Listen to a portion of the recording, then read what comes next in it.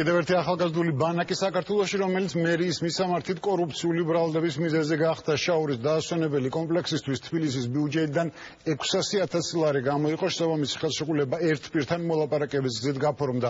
პოლიციის მხრიდან პრეტენზიების მიზეზი ამავე ბანაკში ერთი მოზარდისთვის ყოველდღურად გამოყოფილი 14 ლარია, მაშინ როცა სახელმწიფოს ერთი ბენეფიციარის მომსახურეობა თბილისის სასტილოებში ლარი და 15 თეთრი უჯდება.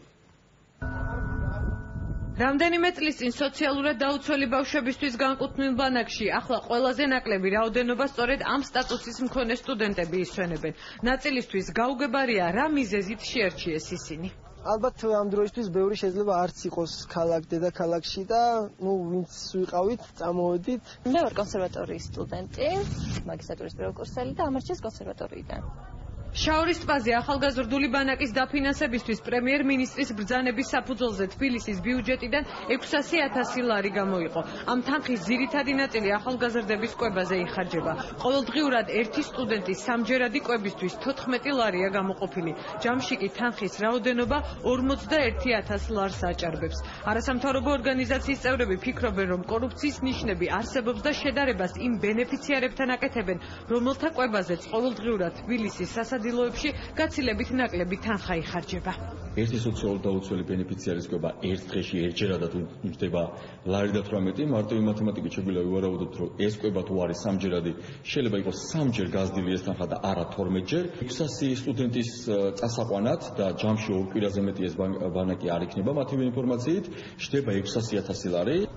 ახალგაზრდულ ბანაკში დღეს სტუდენტების ახალი ნაკადი მიიღეს, რის გამოც დამსვენებლებმა ჯერ არ იციან შეესაბამება თუ არა ბანაკის სასადილოს მენიუ მათ ყოველდღიურ კვებაზე გამოყოფილ თანხას.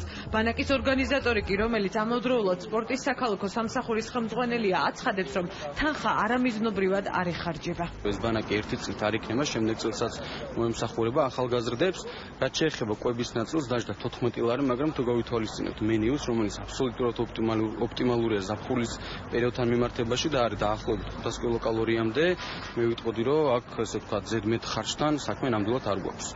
გიორგი არეშიძე აცხადებს, რომ თბილისის მერიას ტენდერის გამოცხადებისთვის საკმარისი დრო არ ჰქონდა, რის გამოც ბანაკის მუშაობისთვის 600,000 ლარიანი ხელშეკრულება გამარტივებული წესით ერთ პირთან მოლაპარაკების გზით გაფორმდა. სწორედ ეს არის კიდევ ერთი მიზეზი, რის გამოც ოპონენტები მერიას კორუფციაში ადანაშაულებენ. საკრებულოს საფინანსო საბიუჯეტო კომიტეტის თავმჯდომარე კი დარწმუნებულია, რომ გამოყოფილი 600,000 ლარიდან მხოლოდ ნაწილი დაიხარჯება. ბანაკი ჯდება 600,000.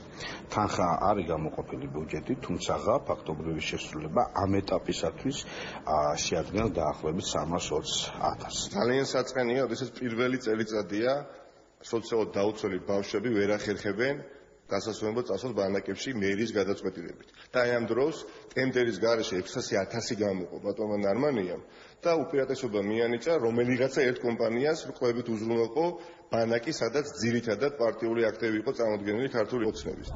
შაურის ტბაზე ახალგაზრდული ბანაკი 20 აგვისტოს გაიხსნა და სავარაუდოდ სექტემბრის ბოლოს დაიხურება.